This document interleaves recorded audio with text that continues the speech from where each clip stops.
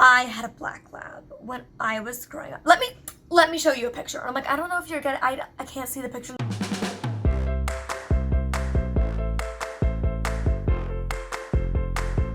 Hey guys, it's Molly here again for another video, and I'm just chilling out, hanging on my bed with my fluffy blanket that's fresh out of the wash because my assistant Mesa spilled dark foundation on it. Hey, whose fault was that I had the dark foundation on me anyway? I was playing with foundation! Anyways, so you see it from the title, you know what today is. Usually I have my guide dog Gallop like snuggling up on bed with me when I do videos that are about him, but I felt it was best if he wasn't in the room because I wasn't sure he'd want to hear what we were talking about today. And that is the 10 worst things about having a guide dog. And that title might come as a shock to a lot of you, especially the hardcore dog lovers. As you guys know, I love shedding light on all the positives of being blind and having a guide dog and how amazing it is, but also it's important to recognize the challenges or the negatives to it, and especially because so many of you are interested in getting a guide dog or service dog in general, I think it's important to talk about some of the challenges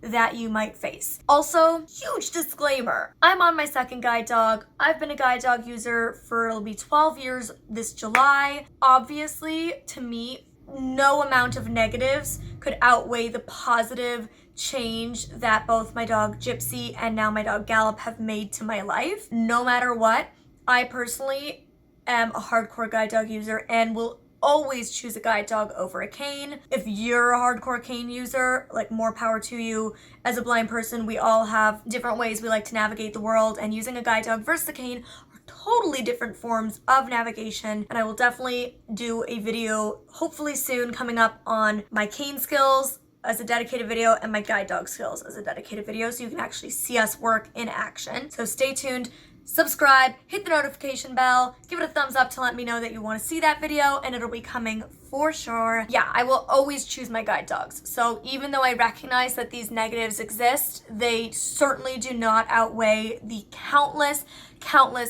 ways in which my dogs help me change my life, make my life so much better. They're literally my like left arm. I mean, they're my eyes. They are a part of me. They are a piece of me every single day. So don't think this is me being like, guide dogs suck, because they don't. But with that said, let's talk about the things that do suck. This is something that nobody ever talks about. Nobody's told me about when I was going to go get my dog. Chronic shoulder pains and shoulder problems. So dogs are trained, guide dogs are trained to go on the left side. You hold the handle with your left hand. Obviously, like, the dog should never be wrenching on your shoulder. The dog should never be pulling on your shoulder.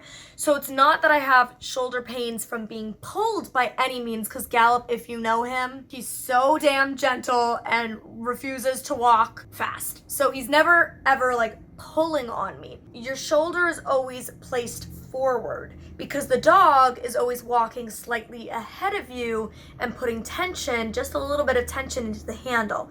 So your arm is like constantly like this, just like this, all day, every day for 12 years. And so just that, like, keeping your shoulder in this position for so much of your life has caused me to have shoulder problems. And I have a couple of different friends who are also guide dog users that, after many years of being a guide dog user as well, have developed shoulder pain. So my shoulder, I'm always having to like crack it, pop it, stretch it. I do acupuncture for it. I've gone to an osteopath for it. I've gone to a registered massage therapist for it. It's just been in the last 2 years. So after about 10 years of using a guide dog and having my arm frozen in this position, it's developed definitely like problems through the front of the shoulder. Definitely kind of sucks, but worth it. If you watch my channel, this one is no stranger to you. If you have a service dog, this one is no stranger to you. Access issues. Being denied access to Ubers, taxis, restaurants, hotels, shopping malls, like you name it. I've probably been denied access at least once in the last 12 years. And it sucks. It sucks being discriminated against for a basic human right and something that I need. It's not a negotiable. It's not my choice. I don't just want to bring my dog for fun. I need this dog for navigation. If you're in a wheelchair, you need your wheelchair to be mobile, to access the world around you and to navigate. I'm blind and I need my dog. just as much as somebody who is an amputee needs their prosthetic leg. And so it's just super frustrating when people don't understand the laws properly, or just frankly don't care about the laws and think that their fear of a dog or that their just unwillingness to have a dog in their premises like overrides my need. Definitely annoying. Something you have to get used to if you choose to use a guide dog. This one is like, to me, like a pro and a con. No, it's really more a con. Dog people. Dog people. The people who just constantly want to pet your dog.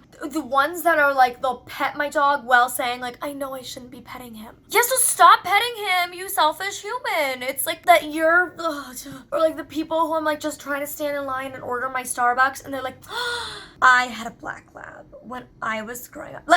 Let me show you a picture. I'm like, I don't know if you're gonna, I can't see the picture. I'm like, oh, okay, I'll describe him to you. So he was about 50 pounds. Oh, he was so funny. His name was Ted. Now, Ted used to love balls. Does he like balls? And I'm like, I just want to get my coffee. And I like, the reason I said it's partly a pro is because part of what I love about having a guide dog is that it is social. It's a lot more comfortable for people to start a conversation with you when you have a dog versus a cane. Nobody asks you, oh, how old's your cane? What's its name? But everybody asks, like, how's your dog? Like, how long have you had him? What's his name? What breed is it? So it's a really great conversation starter. And that's the pro. It starts a conversation, and that's nice. But the con is specifically the super hardcore dog people. Dog people. Frankly, I'm a dog person too, so I totally get it. And like, if we're at a dog park, awesome. If you also have a service dog, really cool. If you like just got your puppy and you like want to talk about it, it's just the people who like won't let it go, who I'm clearly like trying to move on with my life, and you're like still telling me all about your dog when I like didn't even ask about it, and I'm like trying to quickly like cross a street or something. It's like the inappropriate times. That's when it's frustrating. Guide dogs and service dogs of any kind aren't government funded in any way, which is something a lot of people who don't need one aren't aware of, but it's definitely something that's really frustrating. All guide dog schools are charity. It costs anywhere, depending on the school, from $20,000 to $60,000 per dog. So it's a lot of money for the schools to try to fundraise, and some people end up doing like owner training or private training and have to pay out of pocket, which is super unfortunate. But also, because there's no government funding for guide dogs, it means that anytime your dog gets sick, there's no coverage for that. So for example, again, like at least in Canada where I'm from, I don't know about other places in the world, but in Canada where I'm from, if a medical assistive device that you use because you need it broke down, the government will help fund at least some of the repair costs. Whereas if my mobility device that I need because of medical reason breaks down and gets sick and needs to go to the vet, there's no government funding for that. So that's frustrating, is like the fact that there's just no financial support, and it can become a financial burden. Obviously, like it costs a lot to feed a large dog and all of the other things, the medical bills, the grooming, just all the things that go into having a dog in your life. It costs money. It's like having a 2-year-old strapped to your hip 24/7. I love it. Like I do. I love it so much. It's always somebody to talk to and snuggle with. I don't know. I love the feeling of just always having him there. It makes me feel really safe, which is a huge pro. But also, like, it's just something you're constantly thinking of, like, does he need water? Does he need to go out for the bathroom break? Is he feeling okay? Like, you're always thinking of this person, like, for somebody like me who travels a lot, every time I pack, I'm like, do I have his food, his bowl, his toys, his bandanas? Like, do I have everything he needs, his paperwork, his ear drops in case he gets an ear infection? Like, you become a mom. Especially, like, whenever people ask me, because I got my guide dog at 13 years old, whenever other people who are young ask me about getting a guide dog and what it's like, I feel like I give the same answer as a lot of teen moms do. Like, I don't regret it whatsoever, but oh my god, it was really hard. I always say to people who are interested in maybe also getting a guide dog at a young age, make sure you're really ready for the commitment. Make sure you're mature, you're independent, and you're ready to take on a huge responsibility. Because when that dog is sick, you have to drop your life and take it to the vet. Like, this is your child, and all of a sudden you go from just like being you living your life to having this huge responsibility on your hands that's constantly there to look after and care for and think about. This is a real downer, but I learned it the hard way, and that is they die. I used to never let myself think about it with Gypsy. Used to joke, like, she drank from the same well as Tuck Everlasting, like, she's gonna live forever. Like, I just never let myself go there. And then when she died very suddenly, it was, words can't express. It, to me, I always say it's the second hardest thing I went through to going blind. Like, it really was devastating because it is so much more than a pet. And I know that you might be close with your pet and you understand when your pet died, like, it was really hard for you, but this isn't a pet. It really is like a limb. Like, it's so, we're together 24/7 and we rely on them in such a unique, specific way just to function in life that once you're missing it is like you go blind all over again. Like, I just lost so much independence, so much confidence. I didn't leave my house for 2 weeks because I just didn't feel safe. Like, it really takes away a lot when they go. And it is the really big downside to choosing to be a guide dog user. Is it's this amazing thing that opens up so many avenues in your life, but when it's gone, it's really hard to deal with. It's one of the hardest things you'll ever go through. And when you become a guide dog user, you just know you're gonna have to go through it again and again and again. And especially for me, getting a dog as young as 13, I know I'm gonna have a lot of guide dogs throughout my life. So I'm gonna have to go through this many more times, but I do think that having done the transition once, I am a little more prepared for it and more aware of it. And wow, did my voice just crack? Am I a 12-year-old going through puberty? I get so emotional when I talk about my puppies dying. But yeah, that is a reality, and of course it's a reality of any dog, but I do think it is that much more challenging when it is a guide dog and it's that type of bond. At the end of the day, it is an animal, and that's something you always have to keep in mind. They're not perfect. They still make mistakes forever. Training never stops. They still make mistakes. They still sniff stuff and you have to correct them. They will have grumpy days. They'll get sick. They'll be tired. You'll have fights. Yes, you have fights. They're still a dog. And it is so frustrating to me when, like, people who don't know anything about guide dogs, don't have a guide dog, aren't blind, whatever, they're not a part of that world. They see your dog do something, quote, wrong, and they're like, isn't it like a guide dog? Isn't it supposed to be like trained to not do that? And it's like, yeah, but it's a dog. They still have fears. They're not like perfect. It isn't, at the end of the day, as much as I compare the mobility my dog gives me to the mobility a wheelchair would give somebody, it isn't a device like a wheelchair with bolts and screws that you just is like made to work. It's a dog. It takes naps. It gets tired. So that's definitely something to think of. The constant training, as I said, it's a real thing.